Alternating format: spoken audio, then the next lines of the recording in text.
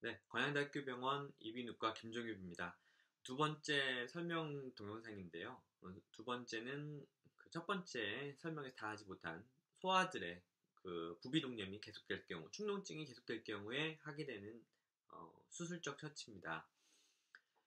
약을 아무리 써도 전혀 차도가 없는 경우에 수술을 고려하게 되고요. 교과서적으로는 석 달까지도 약을 써보고 그 다음에도 호전되지 않으면 치료하라고 되어 있지만 대부분 한 달 안에도 전혀 차도가 없으면 석 달까지 약을 쓰는 게 아이 부모님이나 아이에게 도움이 별로 되지 않는다라는 생각 때문에 한 달 이상 전혀 차도가 없으면 차도가 조금이라도 보이면 석 달까지도 약을 쓰면서 지켜보고 석 달이 지나도 조금 남아있는 경우에 좀 더 약을 쓰는 경우도 간혹 있지만 대부분 전혀 차도가 없다면 한 달 전후해서 수술을 고민하게 됩니다.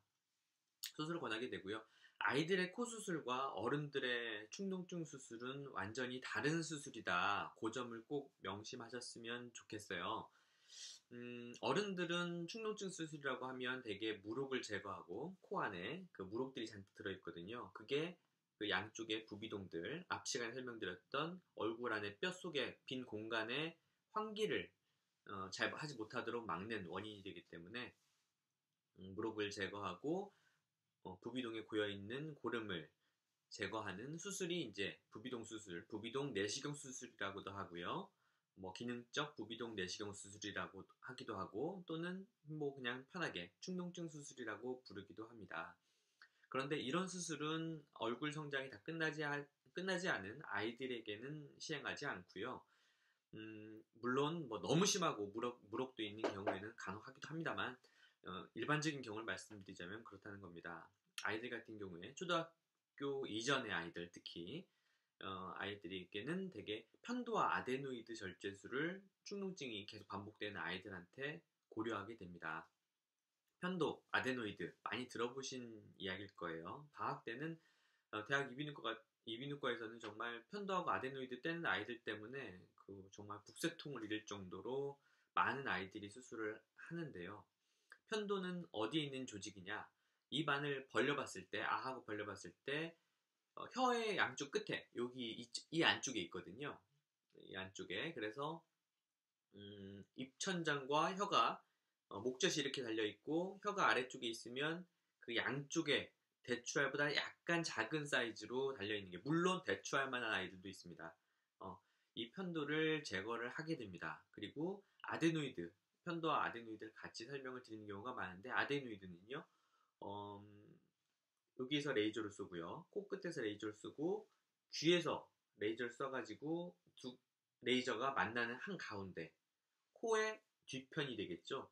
코로 들어가는 공기가 결국은 코의 끝을 지나서 목 뒤로 넘어가게 이렇게 목 뒤로 공기가 넘어가게 되는데 그쪽을 막고 있으면 콧구멍이 앞에 뚫려 있다고 하더라도 코로 들어가는 공기가 부비동을 환기를 제대로 시키지 못하기 때문에 잦은 세균 감염의 원인이 되고 이게 바로 잦은 축농증이죠. 그래서 아데노이드와 편도를 제거하는 수술을 고려하게 됩니다. 이게 잦은 축농증이 반복되는 아이들한테 또는 어, 중이염이 자주 반복되는 아이들에게도 같이 고민하게 되는 수술이고 아이들에게 하는 축농증 수술이란 바로 편도와 아데노이드 절제술을 이렇게 의미하는 말이라고 생각하시면 되겠습니다. 수술 시간 자체는 뭐 한 20분 정도밖에 걸리지 않는 뭐 간단한 수술이고요. 이비인후과 전문의가 되는 과정에서 가장 먼저 배우는 얘기는 가장 쉽다는 이야기와 뭐 맥락이 같은 이야기겠죠. 가장 쉬운 수술입니다. 그래서 어느 교수님이 수술을 해도 사실은 결과에서 큰 차이가 나지 않는다고 되어 있죠.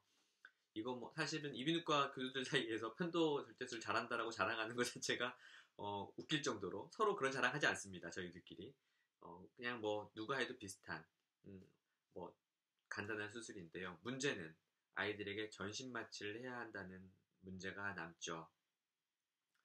전신 마취를 어머님들이 걱정하시는 건 당연하고요. 그래서 여러 가지 고민들을 하게 됩니다.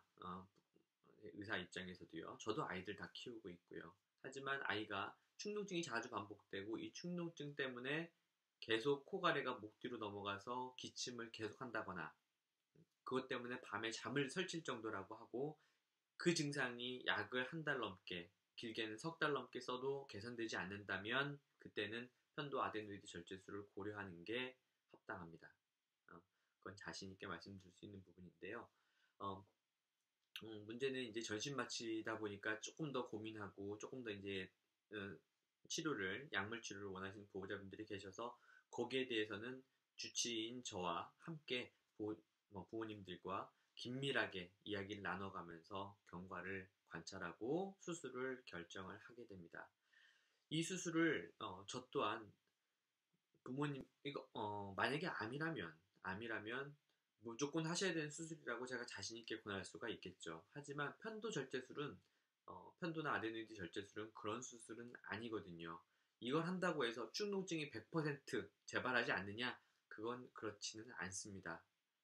비염이 심한 아이들, 만성 비염이 있는 아이들은 아이의 컨디션에 따라서 충농증이 여전히 반복되는 경우가 수술 이후에도 발생할 수가 있습니다.